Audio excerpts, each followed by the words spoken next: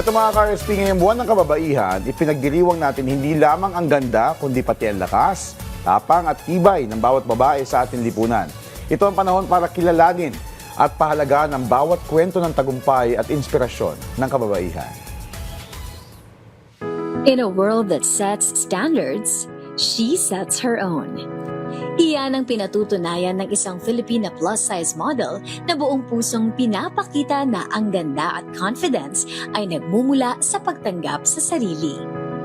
Sa bawat larawan at content na ibinabahagi niya online, bitbit niya ang mensahe ng self-love at positivity. Ngayong Women's Month, ipagdiwang natin ang bawat kwento, tapang at self-love ng kababaihan. Kilalanin natin si Ceci Luna dito lang sa Rise and Shine Pilipinas. Yun, ngayong umaga po makakasama natin ang isang tunay na inspirasyon para sa lahat ng kababaihan. Samahan po natin siya sa kanyang journey sa pagpapalaganap ng body positivity. Yun. Good morning and welcome sa Rise and Shine Pilipinas, Miss Ceci Luna. Welcome sa RSP. Good morning, Rise and Shine Pilipinas. Talagang yung energy at yung vibes ni Miss Ceci talaga namang very positive. Yes. O, itong first question namin para sa'yo. Paano ba nagsimula yung journey mo bilang isang plus-size model? Nagsimula po yung journey ko nung pandemic time. So, Oh. working po talaga ako as an event host. Pandemic happened. So, nasa bahay lang. Yan. Lahat naman may TikTok noon.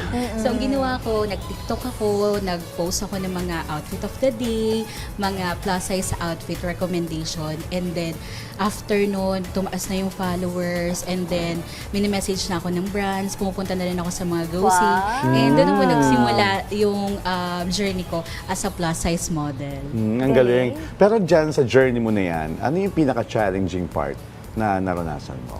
Feeling ko po, ang pinaka-challenging part, simula na nag-start ako maging plus-size model, is yung stereotype na kapag ka-model ka, iisa lang yung size, iisa lang yung itsura. Size 2 lang, ganyan, Yes, no? Free size size. 2 lang. Free size.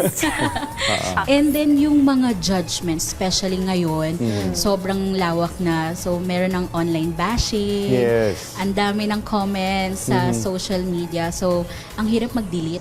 Oo. Ang Kaya hirap nga mag-filter eh. ng words. Oo. So ngayon, feeling ko yun yung pinaka malaking sa plus size modeling. Paano mo na-overcome yung ganon? Kasi I understand, no? Kasi parang sa ngayon kasi lalong lumalala, mas nagiging insensitive yung mga Tsaka netizens. mas tumatapang talaga Tumatapang sila sila, sa wala na pagbaba. silang pakialam kung anong ipopost o i-comment nila, basta hindi na sila nagdadalawang isip kung makakasakit sila ng damdamin nila. Nagbabasa ka pa ba ng comments? Oo, at paano mo na-overcome?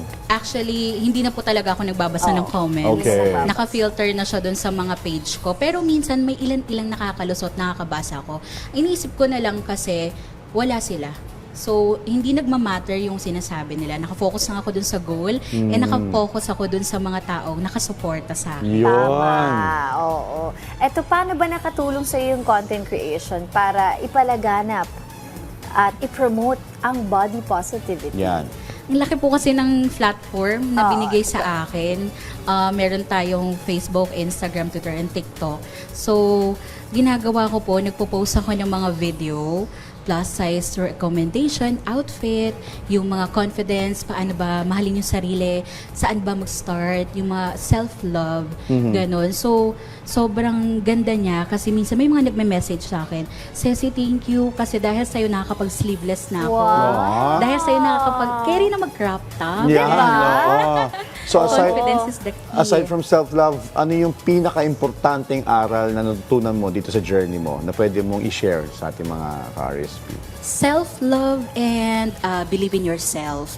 Kasi kapag in-accept mo yung sarili mo, in-embrace mo yung sarili mo, magre-reflect yun sa'yo, makikita nila na she's confident, diba? And then Yes. makikita nila at mararamdaman mo sa sarili mo kung ano yung kaya mong gawin, kung naniniwala ka sa sarili mo, kung anong mapapakita mo ng buo yung sarili mo without hesitation, kung ano man yung judgment na sasabihin sa'yo Okay. ng mga tao. So mas mas may express mo pa yung potential mo, no? Ang galing. Well, on that note, maraming salamat sa pagbabahagi sa amin ng inspiration ngayong umaga, Miss Ceci Luna. Thank you so much!